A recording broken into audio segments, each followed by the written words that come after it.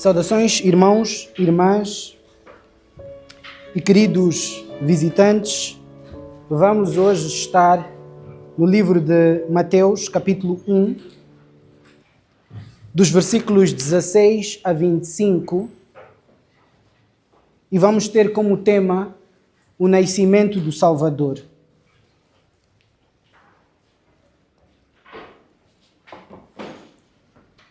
Vamos ter como tema o nascimento do Salvador. Vamos estar neste trecho que descreve exatamente isso, o nascimento do Salvador. Vamos ter como objetivo maior fazer você entender a importância deste nascimento, fazer você ver a importância deste nascimento. De maneira mais específica, vamos ver quem é o Salvador. Características da pessoa de Cristo Jesus. Quem é este Salvador? Vamos ver também para que ele nasceu. Qual é o objetivo central de sua encarnação, do seu nascimento? Para que ele nasceu? Qual é o objetivo disto? E por último, vamos tentar fazer você ver beleza na encarnação de Cristo. Ver beleza nisto. Vou repetir. O objetivo maior vai ser fazer você entender a importância do nascimento do Salvador. De maneira geral, vai ser isso. Fazer você entender a importância do nascimento do Salvador. De maneira mais específica, vamos ver quem é este Salvador que nasceu, para que ele nasceu, e também vamos ver a beleza da encarnação por meio desta passagem. Algumas coisas vão ser mencionadas, aprofundadas ao longo do caminho, e eu espero que seja uma pregação esclarecedora para aqueles que estiverem aqui. Ao meu ver, é pertinente falarmos disto porque estamos prestes a ser distraídos no período de Natal, usando como pretexto o nascimento de Jesus, que muitas vezes é mencionado, mas não é explicado, não é sequer apreciado, é apenas o menino Jesus. O nascimento daquele que desprezamos durante o ano todo, dizem alguns. Não vou entrar hoje em debates sobre se ele nasceu realmente neste dia ou não, porque acredito que isso é cansativo, também porque nós já estabelecemos que não estamos aqui com isto a defender que no dia 25 Jesus realmente nasceu naquele dia. Este não é o ponto. O ponto é que ele é digno de ser lembrado, este evento do nascimento do Salvador. Então não vamos deixar passar esta oportunidade de tentar falar devidamente do nascimento do Salvador e meramente deixar o mundo deturpar, distorcer este evento único e histórico. Mas, quando começamos a entrar neste tipo de conversa, alguns conceitos bíblicos profundos vão ter que ser aqui explicados. Eu espero que você esteja pronto, que seja capacitado pelo Espírito Santo para provar um pouco de águas profundas. Então, o Natal tem sido um meio para muitas distrações, né? Nós nos focamos uns nos outros. Existem listas agora a rodar de amigo oculto.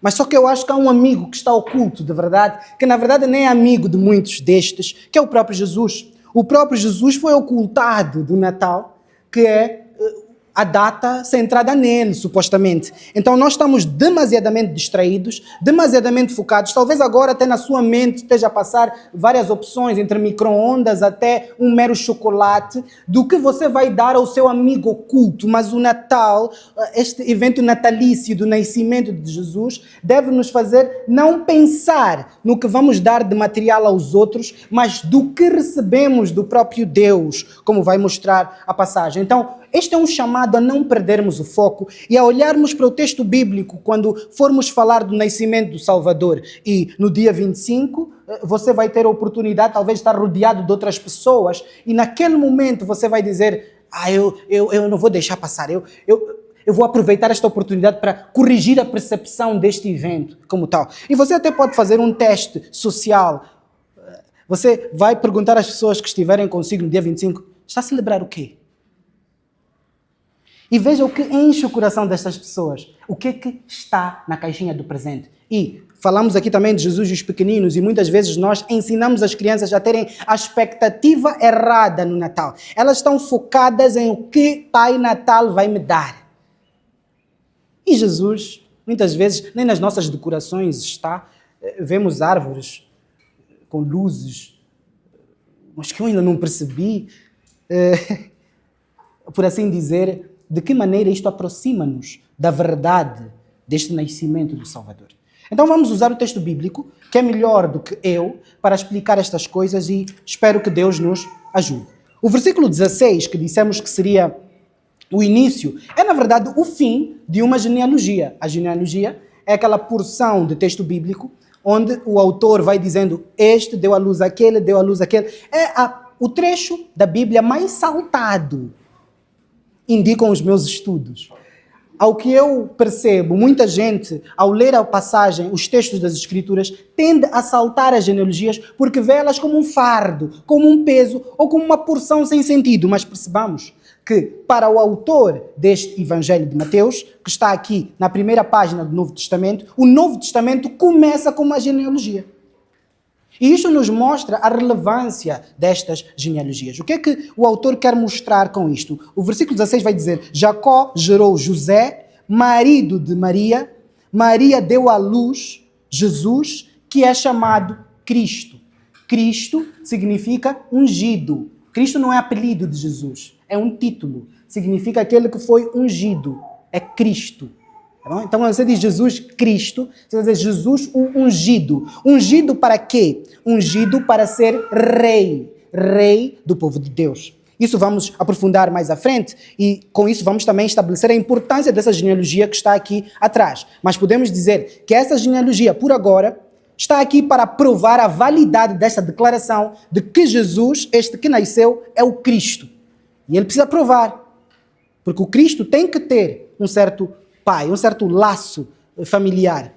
E vamos tentar aprofundar isso mais à frente. O versículo 17 vai dizer assim: portanto, são 14 gerações de Abraão até Davi, 14 de Davi até o exílio na Babilônia e 14 do exílio na Babilônia até Cristo. 18. Foi assim que nasceu Jesus Cristo. Depois da declaração do versículo 16, onde ele estabelece que Jesus nasceu, ele agora, dos versículos 18 até ao fim, vai explicar aos detalhes o como. Não é? Então já disse, nasceu. Agora, do versículo 18 até o fim, ele vai dizer como. Foi assim que nasceu Jesus Cristo. Maria, sua mãe, estava prometida para se casar com José. Então, aqui havia, na cultura judaica dos tempos, o hábito de dois jovens, por assim dizer, unirem-se diante das famílias e comprometerem-se numa espécie de laço muito sério que de certeza daria em casamento. Neste período não havia coabitação, mas havia um preparo para o firmar do laço e passar-se à consumação do casamento, por assim dizer, que é aquela noite especial, que não precisa entrar em detalhes, e o início da coabitação. Isto é interessante porque aproveito logo dizer que, à luz do texto bíblico, há dois pecados envolvidos no que diz respeito à vida fora do casamento. Muitas vezes nós dizemos assim, encontramos um casal que está a viver maritalmente e dizemos, estão no pecado da fornicação. E o conselho basicamente é assim, parem de fornicar. Então continuam a viver juntos, mas sem fornicar. Não, à luz do texto bíblico, há duas violações. A fornicação e a coabitação. Porque as duas coisas são privilégios do casamento. Né? É tipo brincar de bonecas de papai e mamã de uma maneira ilegítima. Porque até isso não é uma brincadeira. É uma coisa séria. Então, José e Maria estavam num comprometimento, num voto público de que haveriam de certamente se casar e estavam nesta fase de preparo. Ela era então prometida a casamento. É o termo que é usado aqui, usado na Bíblia, usado no Antigo Testamento. E é isto que está a acontecer aqui. E isto era muito sério. E para romper este tipo de comprometimento, não era qualquer coisa. Era preciso acontecer uma coisa escandalosa mesmo. Porque era parecido, muito parecido com o divórcio. Até alguns chegam a dizer que é equivalente ao divórcio na cultura judaica. Antes que você me diga que está a viver maritalmente e deixar é equivalente ao divórcio. Não é isso. Nem na nossa lei moçambicana, nem qualquer outra coisa. Vamos continuar. Antes do casamento, porém, ou seja, quando o texto fala assim, mostrando esta palavrinha porém, quer dizer que algo aconteceu contrário à expectativa. Antes do casamento, porém, ela engravidou pelo poder do Espírito Santo. Então aqui acontece algo que quebra a narrativa comum. Se um homem está para se casar com uma mulher e só depois do casamento há a consumação, né, do ato matrimonial, há relações sexuais, como é que ela engravidou antes? Então, porém, antes do casamento, que é o lugar onde a gravidez deve acontecer, ela engravidou. Mas o texto vai dizer assim, engravidou pelo poder do Espírito Santo. Antes de aprofundarmos o que seria isto, ou que podemos explicar sobre isto, devemos tentar perceber que o texto aqui está focado na figura de José.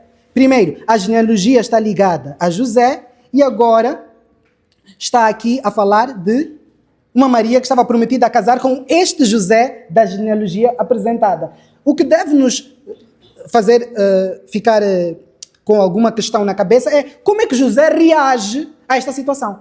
Porque, vejamos, você sabe que uma mulher só pode engravidar no senso comum à luz de um envolvimento íntimo, mas você tem a sua, por assim dizer, noiva, que está grávida antes do tempo. Na perspectiva de José, aconteceu algo escandaloso.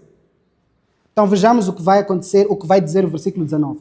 José, seu noivo, era um homem justo e resolveu romper a união em segredo, pois não queria envergonhá-la com uma separação pública.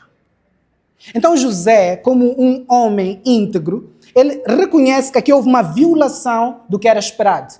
Então, primeiro, houve uma espécie de fornicação, porque ela tendo um compromisso comigo, foi dormir com alguém e engravidou. Então, José ainda está a pensar como um homem natural neste momento. Ele não está a ver ali um nascimento miraculoso, está a ver um nascimento natural. E ele diz assim, eu vou deixar ela. Aqui o texto diz, mas ele escolheu uma maneira que é secreta ao invés de uma pública.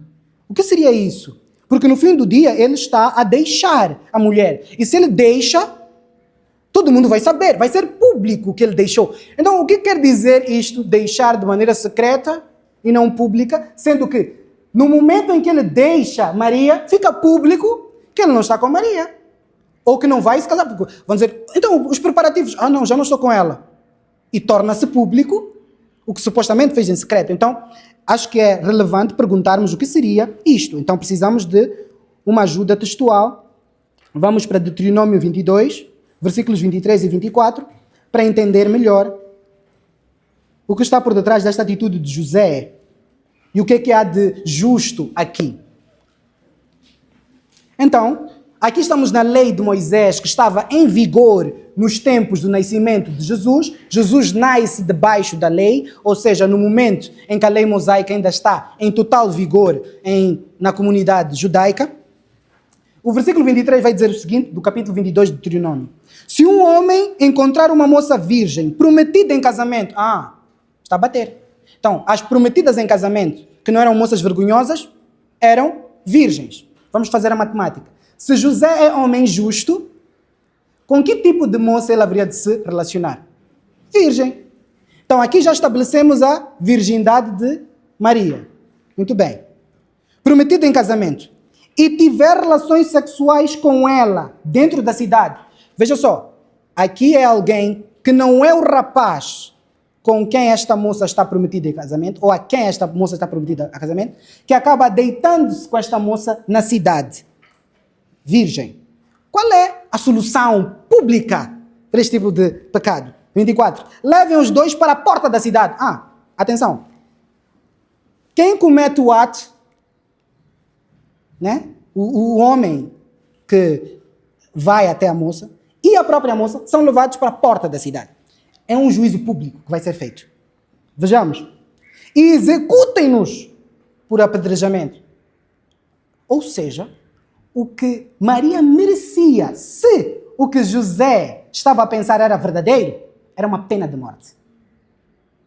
E seria pública, na porta da cidade. Então ele veria aquela mulher que lhe foi prometida a casamento estendida ao chão, porque todo mundo tacou uma pedra. Antes de você se perguntar onde é que ele encontraria o Espírito Santo para pôr também na porta da cidade, vamos continuar aqui a ler. A mulher é culpada porque não gritou por socorro. Quer dizer que estava a gostar do assédio. Não disse aquele grito que ficou famoso aqui em Maputo, não é? Socorro! Socorro! E o homem deverá morrer porque humilhou a esposa de outro homem. Desse modo, vocês eliminarão o mal de seu meio. Devemos evitar alguns paralelos exagerados. Aqui o texto, por exemplo, chama esta mulher nesta condição de esposa. Lembremos, era uma prática da lei judaica. Não estamos nesse contexto aqui. E a lei moçambicana não considera a esposa alguém que vive maritalmente sequer. Quanto mais alguém que vive em casas diferentes só porque disse vamos casar. Então, não vamos misturar as coisas. Mas neste contexto, era isso que acontecia. Tá bom? Era uma coisa grave. Era imoralidade sexual. Não sei se reparam, mas uma mera explicação muda a nossa perspectiva da coisa. Então, o que seria o deixar Maria secretamente? Seria deixar Maria por outra via de divórcio que não fosse o publicamente dizer este motivo que lhe levaria a uma condenação pública por apedrejamento. Havia a opção na lei de Moisés de um homem desagradar-se da sua mulher e escrever uma carta de divórcio. E alguns comentaristas vão dizer que esta carta poderia não deter extremos detalhes. Então, ainda está com Maria, José? Não estou. Dê a ela a carta de divórcio. Por quê? Não me pergunte. Então, por que isto é considerado um ato justo? Porque seria uma dose de misericórdia de José. Porque ao invés de entregar a sua mulher à morte, ele deixa ela, como ele é íntegro, mas poupa a sua vida, por assim dizer. Tomando as dores sobre si e deixando ela em vida. Não provando da pena de morte que merecia. Merecia na perspectiva de José, que não sabia ainda o que tinha acontecido. Agora, aqui também é preciso tirar uma coisa da mente. A gravidez de Maria é pelo poder do Espírito Santo. Okay? E este poder do Espírito Santo se manifesta numa virgem. E o Espírito Santo é Espírito. Isso quer dizer que não há aqui nenhuma, vamos dizer assim, invasão corpórea. Estou a tentar usar palavras, né, que lhe mostrem o que eu estou a falar sem você, né? Uma invasão corpórea em Maria. Há uma atuação espiritual em Maria. Vamos depois explicar com mais detalhes. Mas agora vamos ver o que acontece de facto. Maria, não sabemos se tentou explicar a José, é possível. Eu imagino que Maria disse, não é o que estás a pensar. Você conhece essa resposta? Espero que nunca tenha usado. Você, não é o que você está vendo. Então, José fica pensando, já está a pensar que eu não estou bem. É assim, eu até vou te poupar, vou te deixar secretamente, mas não me venhas com essas, Maria. Versículo 20. Enquanto ele pensava nisso, quer dizer que José passou um tempo assim, nada. Mas Maria, fazer o quê? Eu havia de lhe dar o melhor. Por que ela escolheu esse caminho? Tá bom, Senhor, eu vou deixar ela. Sabes que eu amo muito ela. Vou deixá-la secretamente. Eu não vou expô-la à morte por apedrejamento. Então José ativamente pensou nisso. Isso quer dizer o quê? Que não foi instantânea a percepção de José do que estava a acontecer ali. Ele passou um tempo na ignorância e com isso já podemos estabelecer também uma coisa importante para nós. O que estamos a falar aqui no nascimento de Salvador não é algo que é naturalmente esperado pelo homem natural. Ou seja, o que nós vamos falar aqui não é uma coisa que você vai contar ao seu primo e vai dizer, já faz sentido. É a primeira coisa que eu pensei. Logo que tu falaste que houve o nascimento de um Salvador, foi isso mesmo que eu pensei. Uma mulher estava grávida, ele nasceu. Eu pensei exatamente que ele foi concebido pelo Espírito Santo. Não. Logo se pensa na atuação de um homem. E alguns, guiados por este pensamento, chegam a criar histórias fantasiosas, como a história de que Maria traiu José com um soldado romano. Que é isso? Por que tanto? Você tem que perceber, depois de ler frases como essa, não diga assim, e será que é verdade? Diga, é verdade que você está cego. É verdade que você vê as coisas só na dimensão do natural. Você pensa que o Deus que criou o mundo está preso às leis que ele criou. Mas ok, ele pensou nisso. Até que um anjo da parte do Senhor, um anjo do Senhor, lhe apareceu em sonho e disse... Ei, apareceu a José em sonho e disse... José, atenção ao que o anjo vai dizer. Filho de Davi, não tenha medo de receber Maria como esposa, pois a criança dentro dela foi concebida pelo Espírito Santo. Ela terá um filho e você dará o nome de Jesus, pois ele salvará seu povo dos seus pecados. A primeira coisa que podemos aqui estabelecer que de belo é que José é chamado de filho de Davi. E é por isso que é importante a genealogia. Antes de Jesus ser apresentado como Salvador, ele precisa ser apresentado como alguém que tem os critérios legítimos para se enquadrar na posição de Salvador para o judeu. Porque o judeu está à espera daquele que é a semente de Abraão, como foi dito a Abraão em Gênesis, que no teu descendente serão abençoadas todas as nações da terra. Então, havia uma expectativa de quem será esse descendente. E Deus, ao longo da história do Antigo Testamento, vai esclarecendo quem esse descendente é. Até vamos lá puxar mais para trás. Alguns podem perguntar assim, mas havia como Adão e Eva crerem no Evangelho? Gênesis 3,15 vai dizer assim, eu colocarei inimizade entre você e a mulher. É Deus a falar com a serpente. E acho que Adão estava a ouvir, porque ele estava ali no tribunal. Esta semente da mulher pisará a cabeça da serpente, enquanto a serpente fere o seu calcanhar. Então já há uma ilustração de um descendente de Adão, né, que vai sair da mulher, okay? Vai sair da mulher, melhor dizendo, e vai pisar a cabeça da serpente, acabar com aquele problema ali criado naquela toda confusão de Gênesis que deu à luz aquele tribunal. Mais à frente, Deus vai esclarecendo quem é esta semente da mulher. Vai dizer a Abraão que é dele que há de vir. Depois diz, não é de Ismael. Islâmicos, tchau. É de Isaac. Continuamos a assistir a nossa série Jesus Flix. Chegamos em Noé. Vemos que... Noé antes, desculpa. Saltei Noé. Ok, vou saltar logo para Davi. Quando chega em Davi, diz assim, o teu descendente, sempre haverá um teu descendente no trono. Ele será meu filho, eu serei seu pai. Então, para alguém poder se apresentar como o Cristo dos judeus, tinha que ser descendente de Abraão, descendente de Davi. Por isso a genealogia é importante. Aquela parte que lhe dá sono era, na verdade, um dos argumentos mais fortes do Evangelho. Porque o judeu, a ler isto, diz, ok, está dentro dos critérios. É aquele prometido a Abraão, é aquele que é filho de Davi e nasceu na casa de Davi. Porque quando José recebe Maria, Jesus está a ser concebido na casa de Davi. E com isto, podemos saber que quanto à sua descendência, quanto à carne, Jesus poderia ser traçado como descendente de Davi. Mas agora, há algo mais. Há algo mais. Antes de estipularmos para que ele morre, ainda estamos aqui a tentar aprofundar quem é este que nasceu. Quem é este Salvador? É descendente de Abraão, descendente de Davi. Muito bem. Mas vamos lá, puxar um pouco para frente, antes de esclarecermos o que está lá atrás. Versículo 22. Tudo isso aconteceu para cumprir o que o Senhor tinha dito por meio do profeta. Aqui Isaías. Vejam, a virgem ficará grávida. Ela dará à luz um filho e o chamarão Emanuel, que significa Deus conosco. Calma aí, está a ficar estranho.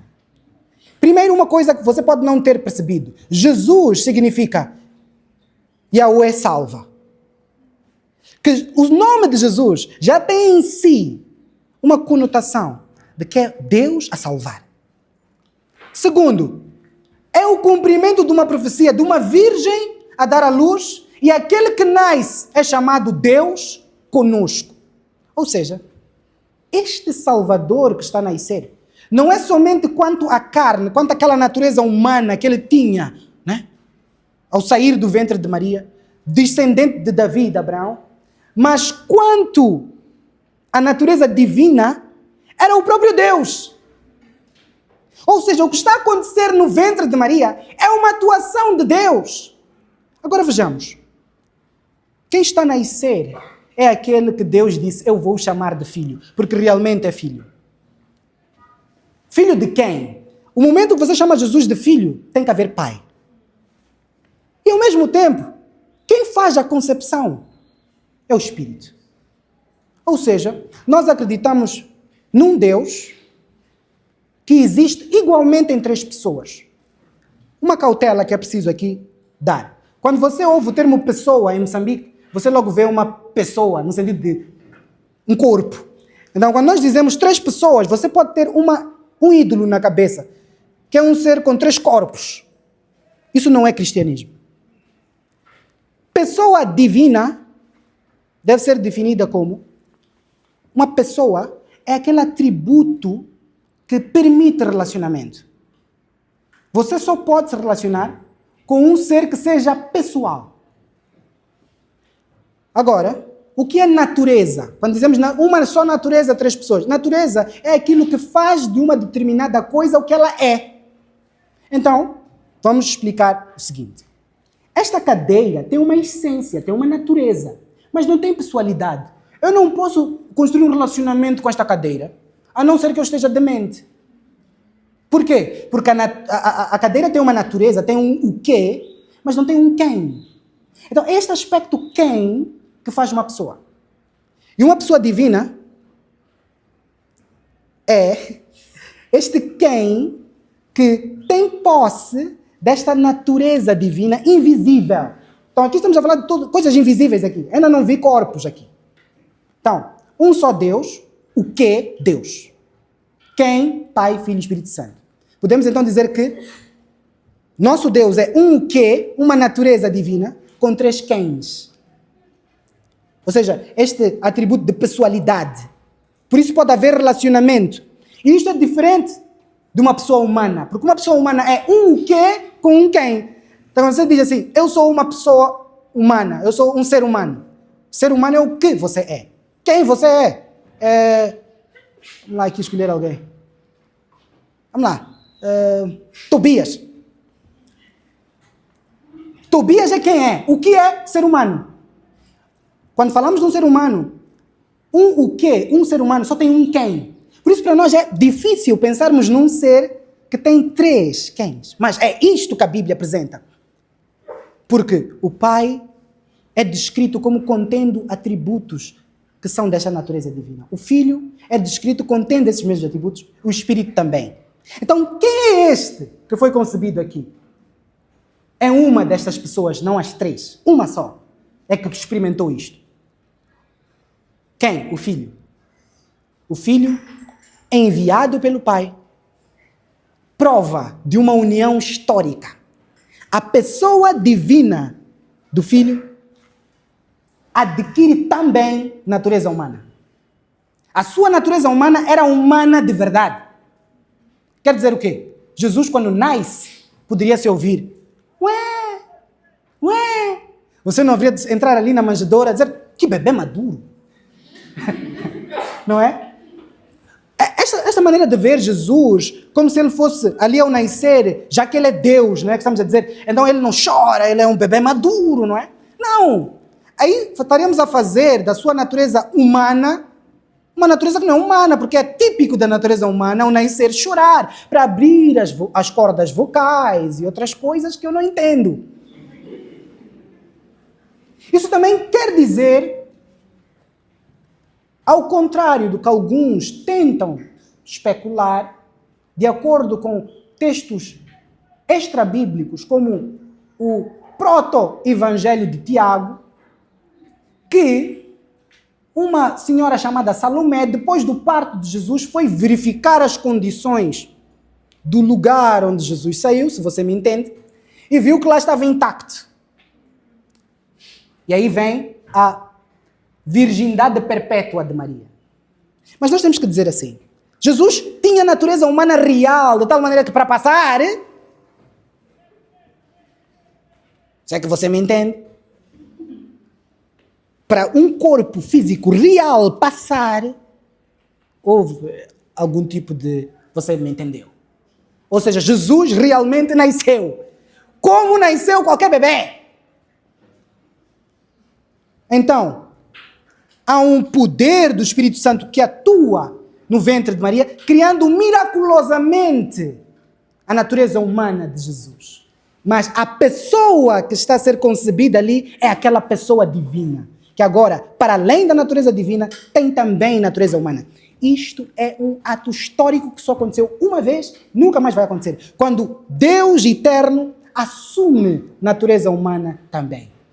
Por isso, durante a história, Maria foi chamada de Theotokos, a portadora de Deus, que depois dá origem àquele termo que nós evitamos às vezes, mãe de Deus. Mas o que se queria dizer com este termo mãe de Deus, não é que Deus é um ser criado e a mãe superior a esse Deus é Maria. Não. É uma prova de que a pessoa que está naquele ventre é divina. Ou seja, Maria está a ser meio para a geração da natureza humana da pessoa divina do Filho. Eu disse que a coisa ficava um pouquinho complexa. Então vamos lá ver de novo. Um só Deus, 3 pessoas. Pai, Filho, Espírito Santo. Né? O Filho é a única pessoa que experimenta isto, mas com a atuação das outras pessoas. O Pai envia o Filho, o Espírito o concebe no ventre. E este Filho é Deus conosco. Para que Deus veio? É a questão. Veio passear? Porque às vezes fica, nasceu o menino Jesus, nasceu o menino Jesus. Tá bom, mas para quê? Fazemos parecer que a encarnação foi uma visita turística do Altíssimo. Como se ele não tivesse acesso aos mares da Galileia e precisasse viver de perto. Ou seja, quando nós desassociamos o nascimento de Jesus do seu propósito, fica a celebração do aniversário de qualquer bebê. Nasceu minha prima nesse dia. Esse ajuntamento é por causa de quê? Porque nasceu minha prima. Nesse dia ela nasceu. Então, repare como eu estou a querer enfatizar que quando nós pensamos no nascimento de Jesus, somente como o nascimento de Jesus, desassociado do para que ele nasceu, tudo perde graça. E fica um mero aniversário. É como se Jesus estivesse a fazer 2025 anos. Para alguns, porque está-se a celebrar o seu nascimento. Mas ele é eterno quanto à natureza divina. Ok? Antes que eu seja acusado de heresia. Então, Deus conosco. Então, qualquer pessoa que diz a Bíblia não ensina que Jesus é Deus, acho que não leu a Bíblia. Não se deixa levar para aqueles que dizem assim, a Bíblia em nenhum lugar diz que Deus pode se fazer homem. Vejam, a virgem ficará grávida. Ela dará à luz um filho e o chamarão Emanuel, que significa, atenção, não diz que significa, quer dizer que o sentido deste nascimento é que Deus está conosco. E não faria sentido, como alguns tentam dizer, que sempre que um profeta vem é Deus conosco. Então por que ele tem esse título, ser título de todos? Há algo exclusivo aqui. Deus está com os homens. Fez-se um deles. Para quê? Já foi dito antes. 21. Vamos voltar para o 21. Ela terá um filho e você dará o nome de Jesus, que é Yahweh salva, pois ele salvará seu povo dos seus pecados. Ou seja, os nomes, os títulos que estão a ser dados a Jesus estão diretamente associados ao que Jesus vem fazer. A cada vez que você diz Jesus, você diz Yahweh salva. Agora, atenção, alguém poderia dizer Yahweh está a salvar por meio de outro que não é Yahweh. Mas atenção, o que o texto diz, o que o próprio anjo diz. Pois ele salvará seu povo. Seu povo. Ele tem a posse do povo. Quer dizer que ele não... Isaías não podia dizer, vocês são meu povo, ou Israel. Nunca poderia dizer isso. Esse elemento de posse do povo só compete a Deus. Isso quer dizer o quê? Realmente Deus veio salvar pessoalmente. Veio salvar o seu povo. Aqui nós também podemos esclarecer uma coisa. Alguns dizem assim, Jesus veio para salvar ao mundo. Porque a Bíblia diz, em João 3,16, aí já está as lágrimas, a irmãzinha. Porque Deus amou o mundo de tal maneira que Deus... Oh, glória. Ok. Coerência bíblica. Quando falamos da morte de Jesus, temos que dizer, morreu pelo seu povo. E aqui o texto é exclusivo. Está a dizer assim, está a morrer para salvar o seu povo. E ao mesmo tempo, temos que afirmar que ele morreu pelo mundo. Se você tenta puxar a coisa para um lado ou para o outro, como quem diz assim, vou aceitar esta parte, ignorando aquela, você não está a ser um bom leitor da Bíblia. Por quê? A ideia cristã não é pegar um versículo para contrariar outro versículo. Essa não é a ideia. A ideia é pegar os dois versículos e ver a coerência entre os dois. Se eu disser assim, não, Jesus não morreu só pela igreja só pelo seu povo. A igreja e os santos do Antigo Testamento, não foi isso. Morreu por todo mundo, mesmo aquela pessoa na barraca que depois vai para o inferno.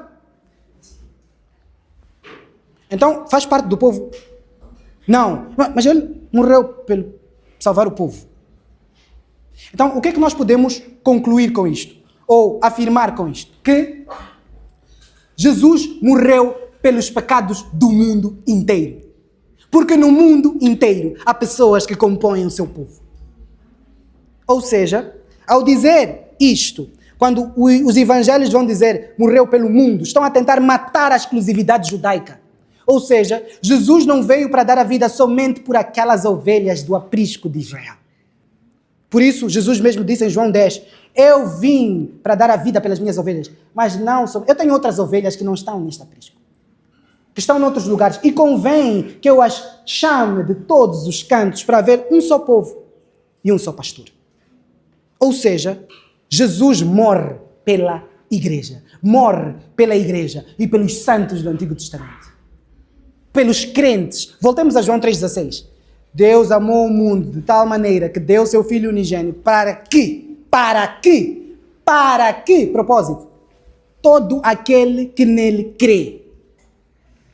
Ou seja, a morte de Jesus tem como intenção principal favorecer crentes. Ele morreu pelo seu povo. E quem é o seu povo? Qualquer um. Pode ser de Namacha, pode ser de outra região. Até Mambone ele quer salvar. Como seria bom? Crentes de Mambone, um bom alvo, não é? Agora, vai salvar de quê? O problema central da humanidade, que requer o próprio Deus descer do trono na pessoa do Filho, tomar natureza humana para vir resolver, é o pecado. Colocando em termos moçambicanos, já que nosso Deus não fala só árabe, é o Deus das nações. Shijó. Acertei.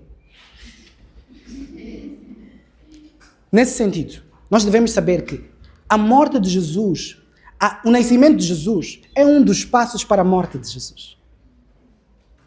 Okay? E ele nasceu para resolver o maior problema da humanidade. Sempre que você falar de nascimento de Jesus, fale do para que ele nasceu. Para salvar o povo dos seus pecados. Aqueles que creem em Cristo são salvos dos pecados. Agora, o que é ser salvo do pecado? É porque o pecado viria à noite bater você? Não. É que o pecado é a causa da maior inimizade que existe. Existe uma separação, por assim dizer, entre os céus e a terra. Deus está irado com a humanidade. A humanidade despreza Deus. O pecado resulta, então, nessa inimizade que dá à luz a uma ira de Deus que se derrama eternamente sobre os ímpios. Deus está irado com pecadores e os destrói justamente por toda a eternidade. Mas, como resolver isso? Precisamos de alguém que seja sem pecado. Porque se tiver pecado, terá também que pagar por sua própria pena. Então não poderá dizer, deixa-me pagar a do outro. Então, por isso, o próprio Deus precisava de um novo Adão. Um que voltasse àquele estágio inicial de pureza, sem pecado. Então, o próprio Cristo toma para si a natureza humana. E por que tinha que ser o próprio Deus? Porque para poder satisfazer a um Deus infinito, precisa ser uma pessoa de valor infinito. E não só. Deus não vai dar a glória da salvação a outro ser. Imagina você ficar grato eternamente a um anjo porque lhe salvou. Você dizer, aquele anjo, Deus, afasta, aquele anjo me salvou. Por isso, o Deus que não divide glória não haveria de deixar a atuação mais profunda na história da humanidade para um ser criado. Ele mesmo toma a natureza humana e faz o trabalho sujo. Ele obedece. O Filho que criou as leis da natureza submete-se a elas. Aquele que criou ventres coloca-se nu. E isto faz-nos apreciar a beleza da encarnação. Porque este fez isso em favor de pecadores. Ele obedece às leis que ele criou. Obedece a Deus como representante dos homens crentes. Ele obedece a Deus de forma ativa, fazendo o que deveria fazer a cada dia da sua vida, mas também obedece a Deus de forma passiva, sofrendo sobre ele aquilo que deveria vir sobre o seu povo. Quando falamos que Jesus salva o seu povo, ele não deixa de lado a condenação que o povo merece, porque Deus não pode deixar de lado a sua justiça. E Cristo vem para garantir essa justiça de Deus. Ele conquista o espaço dos obedientes, sendo ele mesmo obediente, mas também leva sobre si a ira dos desobedientes, sem ser desobediente. Então, quando eu ou você, se cremos em Jesus, ao chegar diante do tribunal de Deus, vamos ser perguntados: você vai entrar por causa de quê? Onde está a tua justiça completa? Não tenho. Mas Jesus me deu a dele. Porque ele foi obediente no meu lugar. Mas você merecia a condenação. E Deus não pode deixar de lado a sua ira. Eu não sei quanto a você. Mas para mim, o próprio Deus tomou a natureza humana e morreu no meu lugar. Então a encarnação vem para resolver problemas humanos e só um humano poderia resolver. Por isso ele toma a natureza humana e diz, vou fazer eu. Eu chamei multidões para me obedecer e me desobedeceram, vou fazer eu. Eu vou conquistar a justiça plena que eu pedi. E eu vou derramar a ira que eles merecem. Para ter um povo que tem a justiça que eu dei. E já não tem a ira que eu tomei. Então, quando estivermos a falar de Natal, devemos falar daquela morte fatal. Quando falarmos de Jesus que nasceu, temos que falar do nosso pecado que morreu. É incoerente. Nos juntarmos ao redor da mesa para falar de um Jesus que nasceu para livrar seu povo dos seus pecados e fazendo isso em pecado. Ainda acrescentando à nossa lista de pecados o facto de deixarmos ele ao lado na mesa, mencionando ele na primeira oração para que abençoe a nossa noite de pecado. É que o menino Jesus nasceu. A má nova é que o seu pecado ainda não morreu. E até João Batista, olhando para ele, disse, eis o Cordeiro de Deus que tira o pecado do mundo. Alguns diriam, tem de piedade de nós. Muita coisa. Versículo 24 e 25. Quando José acordou, José passou por muita coisa. Sabe, falamos muito de Maria, né? Falemos de José, grande homem. Bendito é ele entre os homens também, né? Porque é preciso fé para acreditar nisso. Minha mulher está grávida e foi o Espírito Santo. É fé mesmo. E a mesma fé que deve nos acompanhar. A fé que crê sem ver. 24. Quando José acordou, fez o que o anjo do Senhor lhe havia ordenado. Atenção, não era um conselho do anjo do Senhor. E recebeu Maria como esposa, homem de fé. No entanto, não teve relações com ela até o menino nascer. E ele lhe deu o nome de Jesus. Até o menino nascer não teve relações.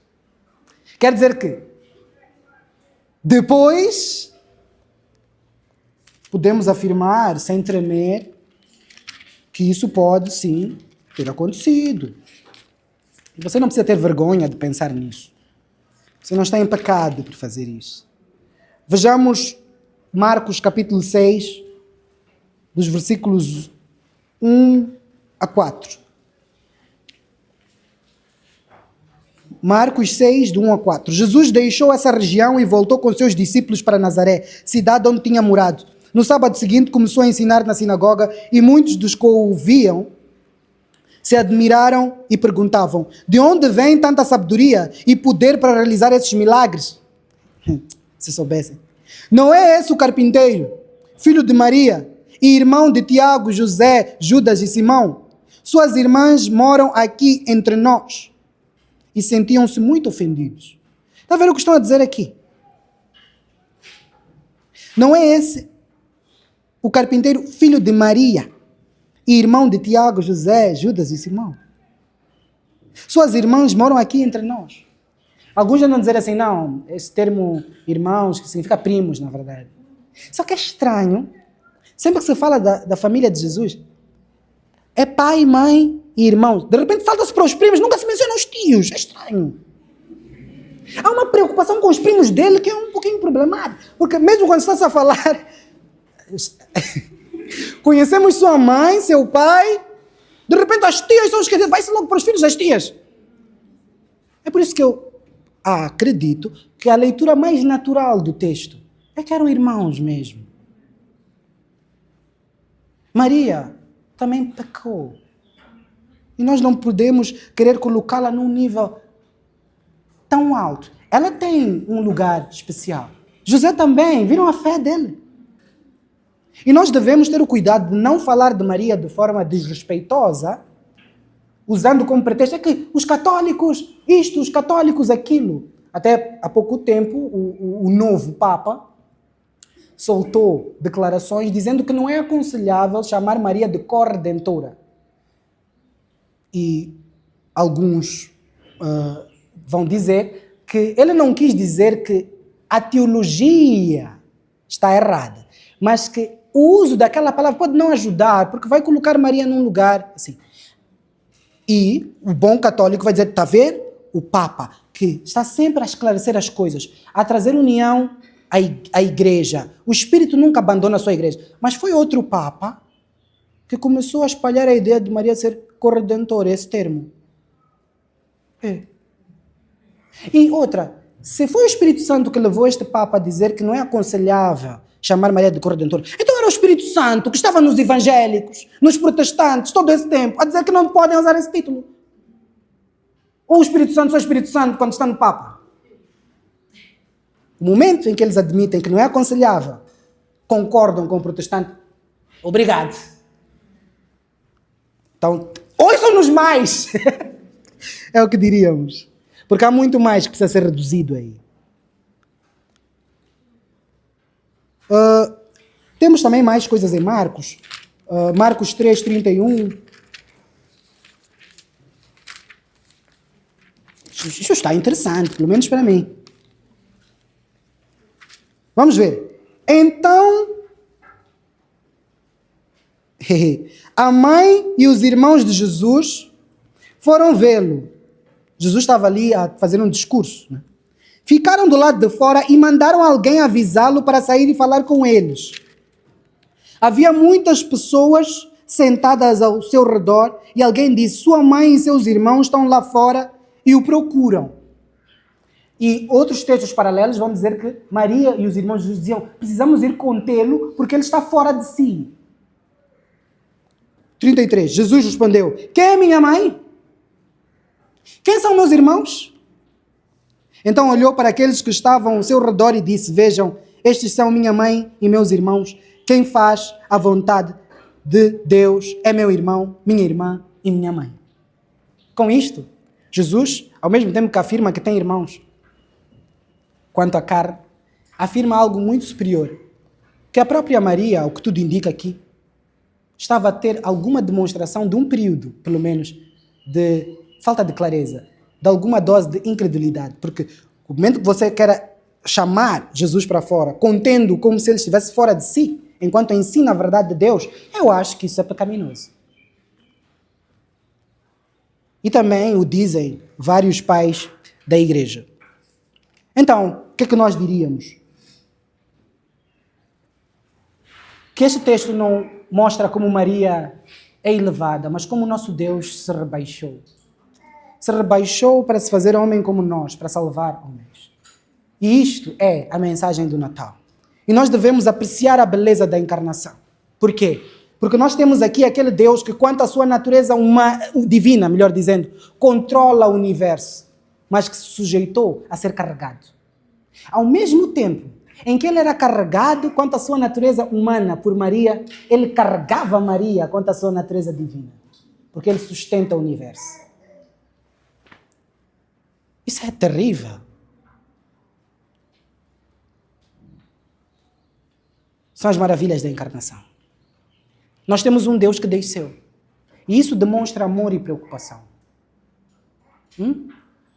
Quando você diz assim, eu não acredito que Deus pode fazer homem, você está a dizer, eu não acredito que Deus possa amar até esse ponto. O que é que há de mal em tomar as culpas dos outros? Seria mal Deus fazer isso? Morrer por amor. Se até em nossos romances falhados temos homens a atirarem-se para morrer para alguém, você diz, uau, que romântico. Mas o próprio Deus, tomando uma ira imensurável em favor de pecadores, não pode. Ele não pode demonstrar amor num nível muito mais elevado que o nosso. Eu acredito que nem há incoerência nisso. Só uma nota, devemos diferenciar aparições de Cristo no Antigo Testamento da encarnação. As aparições de Cristo no Antigo Testamento poderiam acontecer, como vimos, por exemplo, quando Shadraque, Mesaque e Abednego são lançados na fornalha de fogo e Nabucodonosor diz, vejo um como o filho dos deuses no meio do fogo. E dissemos ali que aquilo poderia ser uma aparição do Filho de Deus em uma forma corpórea. Isso é diferente da encarnação, por quê? Na encarnação, o Cristo está a unir-se a uma natureza humana, o Filho está a unir-se a uma natureza humana em todas as suas fases, desde a concepção até hoje. Hoje que falamos, o Filho ainda tem natureza humana sentada no trono. Hoje que estamos a falar. É uma união para sempre entre os céus e a terra. Isto é terrível. Quer dizer, Jesus, quando a sua natureza humana provou o que é ser zigoto, como gosta desse termo, é a fase inicial da concepção. Ele provou todos os estágios. Ele soube o que é chorar. Ué, mamãe, está vendo isto que as crianças fazem aqui? Está vendo? Jesus fez isso. Isso não é pecaminoso. Isso é só uma expressão do que ele detém natureza humana. O Deus que não dorme, dormiu no barco. Isso é lindo. Então eu quero que a cada vez que chegar o tempo de Natal, você se lembre disso. Que cada parto mostra-nos algo. Diz que este parto é bonito. Mostra o sustento de Deus. Mas não se compara àquele parto. Porque aquele parto não está a nascer somente uma pessoa humana. É uma pessoa divina que tomou natureza humana para vir trabalhar. E fazer o trabalho de salvação. O próprio Deus participou desta dor. Isso é bonito. Eu estou encantado. E vou passar estas vésperas natalícias pensando no Natal do jeito certo. Quando pensarmos que Jesus nasceu, devemos nos perguntar se o nosso pecado morreu.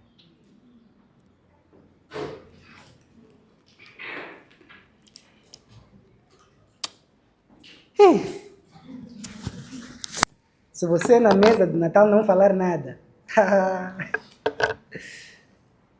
também à mesa de Natal você não deve estar. Porque lá estão a cuspir no Filho de Deus. Oremos então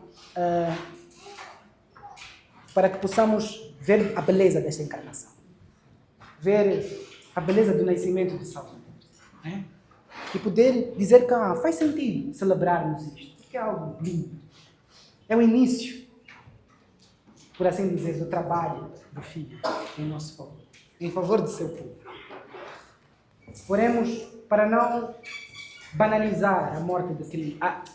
Também a morte, né? Mas o nascimento dele. Associando a amigos ocultos só.